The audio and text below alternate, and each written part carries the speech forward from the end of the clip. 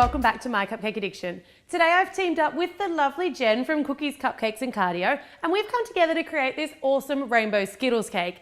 Jen's given you guys the recipe for the Skittles poke cake and Skittles frosting, and I'm showing you this easy and gorgeous decoration technique where we're going to do a rainbow Kit Kat cake with a rainbow going inside. Let's get started. I've left the baking up to Jen today, so you'll need to visit her channel, which I will link to down below, to check out her Skittles poke cake recipe. For my part, I've got a rolling pin and I've got some of our Skittles sanding sugar, so I will link to the Skittles sanding sugar recipe and tutorial down below, as well as our regular sanding sugar if you don't feel like using the Skittles flavors. I've got that in all the different colors of the rainbow. I'm using some red ribbon, some melted white chocolate, 3 blocks of Kit Kat. I've got some plain flour for dusting my surface, and I've also got a batch of our vanilla sugar cookie dough, so I will leave that recipe and the link to the video if you'd like to watch it in the description box below. I've got a paintbrush, a pastry brush, a pizza cutter, a serrated edge knife, a pair of scissors, an edible marker. I've got a Ziploc bag and I've got 5 large packets of Skittles. You need this many so you can get enough of each of your colors, but you'll have plenty of Skittles left over. Sprinkle down a generous amount of your plain flour, and using your rolling pin, you just want to roll out your chilled cookie dough into like a long rectangle shape. Take your pizza cutter and you want to cut like a half an arc shape of a rainbow, so slightly thinner at the base and slightly fatter at the top, and cut this longer than you need because you can always cut some off once it's baked, but you can't add any more. Pop it onto a baking tray, bake it in a moderate oven for 7 to 10 minutes until the edges just slightly start to turn golden brown.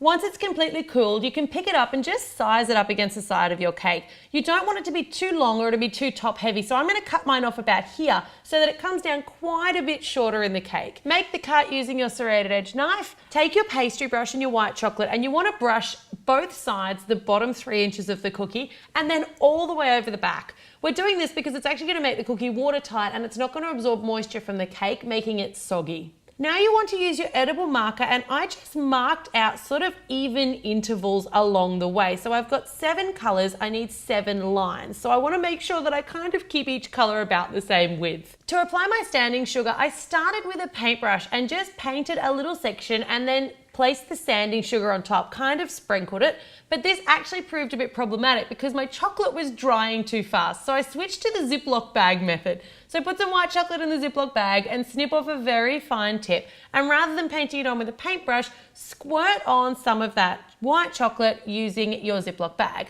Try to roughly follow the lines that you've marked and the line of the last color, and only fill in about a half of one of those lines at a time. Once you've got that wet melted chocolate, you can take a generous amount of your Skittles sanding sugar and sprinkle it on top.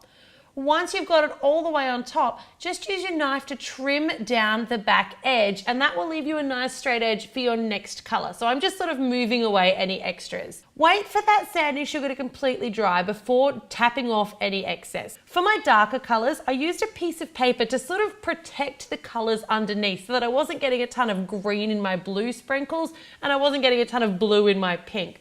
You can also use a paintbrush here, just a dry paintbrush, to kind of clean up any green that's snuck into your blue.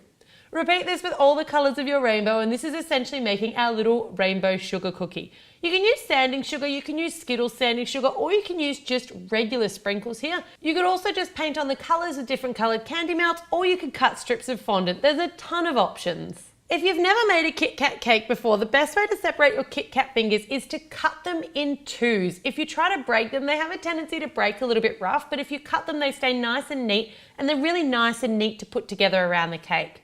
If you're having any trouble with your Kit Kat sticking to the side of the cake, just apply a thin additional coat of buttercream, so you're actually attaching to wet buttercream, not to a dry crusted buttercream. And then you're simply taking your Kit Kat pieces and sticking them all around that cake. Once your cake's surrounded, use your serrated edge knife to sort of carve just a thin line into the center of your cake, and then drive that cookie straight down into the middle. You're better to cut that slit smaller rather than larger because you want it to be a really snug fit to hold that cookie in place.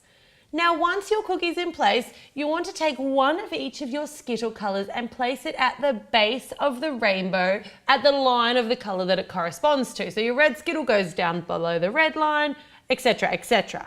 My chosen design here looks amazing, but does require a bit of time in Skittle placing, probably about 30 to 40 minutes all up I think it took me. So basically I'm just following the line from that first coloured Skittle and I'm coming all the way around the outside edge of the rainbow in the one direction. This is designed to look like the rainbow's kind of come into the cake and it's continuing around on top of the cake. So an actual uniform rainbow sort of a shape. Of course, if you're a bit time poor, you can just take all of your Skittles and chuck them straight into the top of the cake, which will also save you the time in separating them. With any Kit Kat cake, it's best to have ribbon around the outside, which covers up the line that you get in the middle of a Kit Kat family block, but it also holds everything together. So I opted for a red ribbon with a nice big red bow, which matches in with our Skittles wrappers. The final part of our cake, and I think the most impressive, is taking one of those empty Skittles wrappers, so be nice when you open them. You want to paint in with your Ziploc bag a bit of melted white chocolate, about the top inch or so, on the inner back side of that packet. Stick that back side up against the back side of your cookie and leave the front side of the packet hanging open. You'll need to support that for about 30 seconds or so until that chocolate starts to become tacky and starts to set. So there you've got your absolutely gorgeous Skittles rainbow effect cake. It's almost kind of like an illusion effect. You've also got that fabulous Skittles poke cake recipe and a Skittles frosting recipe brought to you by Jen over at Cupcakes and Cardio. I'm linking to her video and her channel down below, so like I said, make sure you go and check her out. As always guys, thanks very much for tuning in to My Cupcake Addiction.